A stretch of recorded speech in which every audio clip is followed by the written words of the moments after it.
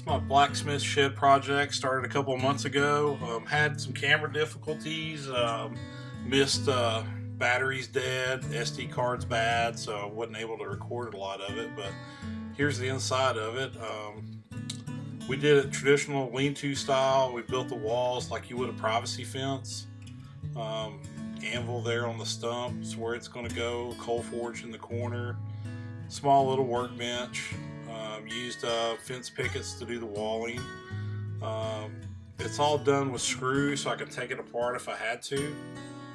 We did kind of your pole barn style there. Your verticals, they're sunk in the ground about a foot, surrounded by gravel. So nice little area, 12 by 12, should do good. Outside view of it, we left that little 18-inch gap in the top so I can do hinge style windows that I can kick open for airflow and then close it up for security or if it's raining. There's where we scabbed onto the yard barn.